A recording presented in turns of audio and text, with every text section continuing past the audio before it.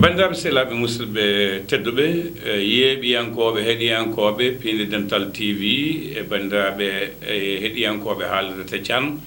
mo kala moon salminama juurama yettama salminago nede salminago teddungal en garti lawol tataɓol hakkude men e denɗi men baaɗi men Ummu Jeng mo ganduɗa daawe ɗiɗi gadane ɗe kalanoɗen ko gonka debbo e nder suudu ko wallita debbo e nder suudu mum wallita gorko e gonka mum e nder suudu muɗum en jettimo hen no feewi bandiraɓe heewɓe en kolli hen fayida mo ganduɗa keeɓi hen kadi gandal en jettimo no feewi wonde fanniyanke e jabde arde yewtude men e sifa ɗeɗon jewte ha addana bandiraɓe famde ko paamano dañi hen nafooje hande noon dawal men tataɓal kalten koko faate Dewle e sahaji hanki nden so tawi debbo sowima ha wiyama hande o ngawi ƴeewete ko rewɓe wawɓe ngawinde ngawinamo kono moni foof e ɓen rewɓe ene jogiti tekkel mum walla jogiti ɓoggel mum walla gawel muɗum so tawi neɗɗo o jibini suka o wawli tawama ko ɓiɗɗo gorko moni kala haɓɓana hammadi mum walla samba mum walla demba mum walla yewa mum beele wanno ɗum nden ko debbo sadde walla ala ko kamɓe rewɓe ɓe ɓuuri andude holto neɗɗo nokkoyta awdi andude galleji ɗi galleji moƴƴi galleji laaɓɗi galleji gaabɗi noon ko noon wano e sifaji meɗen ɗum no wonno hanki o kono kadi aduna hande o wi ko yaadani hen nden gorko sumanta debbo tawa a yiyani a tinani Ummu Jeng ko ɗum jiɗen yewtude hande ko addi foof mi accuma calmina bandiraɓe yeeɓiyankoɓe heeɗiyankoɓe ɓe tigi rigi Seydi Diop mi salminima mi juurimama mi salmini kedi yeɓoɓe ɗo e ayawa Piindi TV mi salmini bandiraɓe foof kedi machallah comme no mbirɗani en gartiri kedi e yewtidde bandiraɓe enen ñaagui kedi machallah seɓe nani yeɓ paama seɓe paami yeɓ naftor Ummu dawal gadanal ngal koko kalnomi nane ko dawal ɗimmal ngal ko hewɓe e worɓe taaɓima ngal damal mbatti ƴamande koye mumen mbatti haaldude koye mumen tawa ene jooɗodi ina kalda yeehi ha ɓooyi debbo e gorko natti yindede ni jokkodirta koye kaɓirɗe kese ɗe ha dewle mbawa dañede hen sen garte dewle kalmi hanki ɗe ɗemin potti walla a ardi min ɓe potti on pottani hen jooɗɗa tan ha mbiyeɗa ko ɓi bamma ka dokkaɗa ko ɓi kawma walla ko ɓi nanggamo welma mettuma naata hen holno jiɗɗa sifa ɗen dewle eyi tigi rigi kaw abo ko kalɗa koko gon celluɗo kono kadi mbiyami jamanu fof e gongaji mum jamanu garɗo fof e gongaji mum jamanu oɗo mo tolniɗen o wonko yoɗanno hanki taw hande hawranani en taw hay wona ina sofini kono taw ɗo ɗo tolniɗen ɗo hay sen jiiɗi en mbawa ɗum eyyi sa ƴeewi puɗɗorɗen guile ñabbeje hanki natti wodde walla hay so woodi weeɓani cellal hanki nani a haali hen e neɗɗo heɓto e nder suudu mum handi neɗɗo debbin won cowiɗo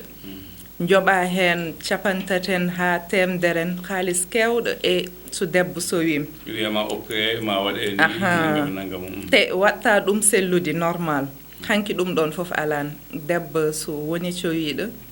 nder suudu mum wonanno ha heɓto e nder suudu mum Allah walla ɗum machallah taw ala probléme ala rafiji ala haydara kono hande ɗum wodani hande neɗɗo ina safro ha tampa tawni dañani ko yiiɗi ko wadde mbiten koye waylo jamanu addi ɗum kono kadi sa ƴeewi e banggal jamal kaw abo sa añi tampude rokku ɓinguel ma mbo yiiɗi sa yiiɗi foftude hayso mo yiɗi o moƴƴani walla fewani walla teski wonko wone galleji men koye rafiji dontinoji walla ko nandi hen aɗa andi dewgal ko suudu gandanɗa hoorema ina faaɗi yindirɓe tan mbawi wondude hen wonduɓe so guille ala ɗon sundu faaɗat neɗɗo noon so yiiɗi ina jaran ɗum hunde foof ina jaran ɗum wadde jihad mbuyiɗo hayso boni surat ɗum ina wawi arde boom taw bonɗo o fewna ɗum ha feew saabu omo yiiɗi kono sa yiiɗa pour ndewa hen Allah sattat no feewi hande kadi mbasen yejjidde enen kaal enɗam dewgal enɗam ko gonga so weeli fototaka so metti kedi fototaaka hannde neɗɗo mbo pustawo dewgal enɗam yidde fewnude enɗam ma taƴi enɗameje kewɗe sabu hannde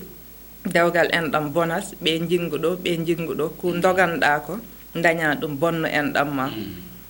nder suudu kedi debbo ko barkin ko tarbinaade rokkat ma ɗum ɓernde laamde yañde e yidde tigi rigi tarbinɗa ha jibina hen waliyu par ce que debbo tan wawi darade wi hannde mam jibin waliyu debbo tan wawi darade wi ɓiɗɗo mo jibinmo ko moƴƴo par ce que an andi no deftirtonɗa an andi no gondirnoɗa e joom galle ma ɗum debbo tan ɗum hay gorko wawa ɗum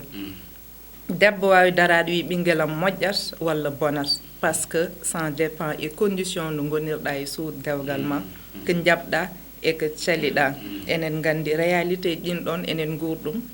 ha joni donc sa yi ɗum ɗon hannde pour neɗɗo waɗ ɗum mbiya tan o ko horeram arnata hen pour dewgal jomum yiiɗa fewnata so woni kedi gorko yiiɗa fewnata so debbo yiiɗa kedi fewnata wadde mbimi goppen sukaɓe men ƴeewan koyemumen mo jiiɗi sa yini hoorema a yiiɗi sa naati hen conséquence o kedi a wiyata ko nenam a wiyata babam a wiyata o walla o gueɗel tan noon jignaɗo foti salade mbasa rokkude ɓinguel ma an ka juulɗo o rokku ɗum wona juulɗo a faami woni hen kedi laaɓi walla neɗɗin jogui comportement welanim andin ɓinguel ma carrément ɗo natta ɗo moƴƴani so tiiɗi hoore woppu ɗum so naati kedi kañumne kalko heɓti ɗum hen ma andu kañum nanni hoore mum mais kedi forsude neɗɗo mbiya dewgal enɗam ha naata gandanɗa hoore ma hewɓe nen e dewle yo jomam yaafomi par ce que yimɓe hannde ƴewta ko enɗam nen ƴeewami walla kaari ni way walla somo waɗini yimɓe mbini somo waɗini yimɓe mbi taw an ko kollirta ko dow ala e ma nder gona e dewgal gona e wadde ko welani Allah par ce que a yiiɗa ka jiɗnaɗo est ce que ɗum ɗon en jeer ɗum wadde wonti a huuli yimɓe aɗan tooñ jomiraɗo e ko Ummu jafoɗa won kadi cuɓaniɗo hoore mum gorko walla suɓani hoore mum debbo tawa ko intérêt ji goni hen so intérêt o ala on ko yaltude waɗa ko mbiɗa ko ɗum kadi ne woodi eyyi ko ɗum ɗon ko gonkawɓe joom mais kadi kala ko wawi hen wonde tawat ko an e hoore ma ɗo ko an nandonoɗo hoore ma kala ko heptima hen ko an e kono aɗandi ɗon wonɗen jaadani noon seeɗa anko sa ɓen jaadani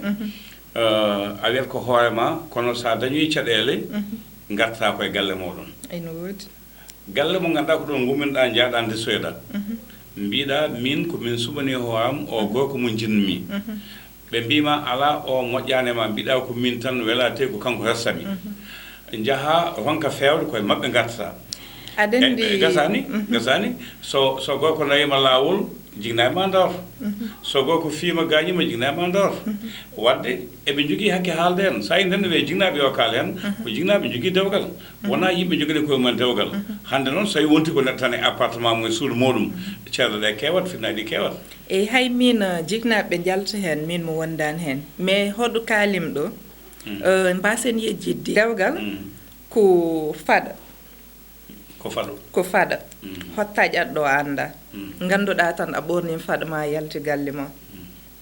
taƴato taƴta ɗum koye Allah jogui kadi Allah kañum tagui neɗɗo kala ɗo poɗɗa rewde aduna ma a rewat ɗon won noon ƴettoɓe fo kadi logga e jullare ha faɗa taƴi eyyi l' essentiel ko wawi hen wonde foof an ya moƴƴin tan ha cimtol ngol yooɗo par ce que hakkude debbo e gorko kala hen baɗɗo ko fotani wadde on natdiri a yiitat ɗum ɗon kam ala ya garta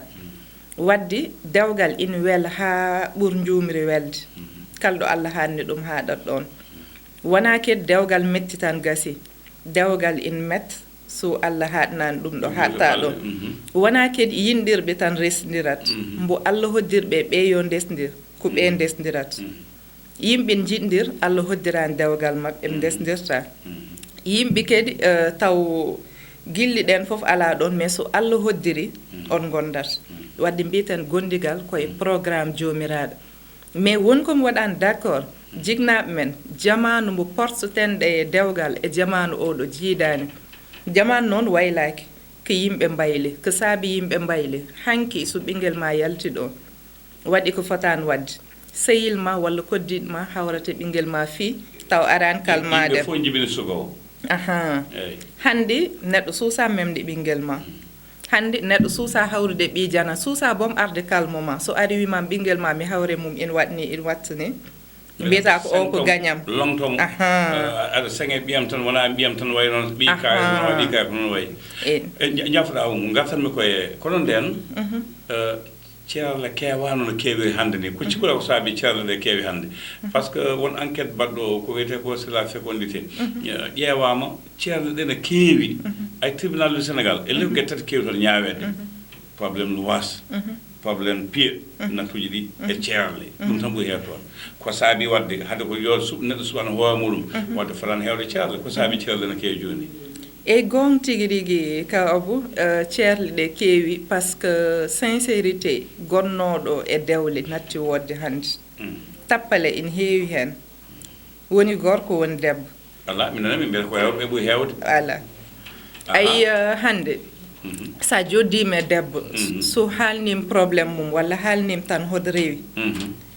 mbiyata ko yo Allah yaafo mbiyata ko worɓe fof moƴƴani sa joddima e gorko so haalnimam ko debbo waɗi ɗum mbiyata ko rewɓe fof moƴƴani woten jejjiten neɗɗo fof e ko wuuri wona neɗɗo oɗo gorko oɗo ko waɗi ko boni tan worɓe fof koko boni ala debbo oɗo ko bonɗo rewɓe fof koko boni ala règle fof a jarama yimɓeɓe paami ngal ɗo dawangal kalɗa ɗo ɓamteten ɗo noon ɗo ko sippe mo gonɗo minen worɓe soɓe jooɗi min jewta mbiya ko rewɓe nattiɗo resede e rewɓe so jooɗi mbiya ko worɓe gona hesoɓe kono fof dey min cikku min wimanoma nane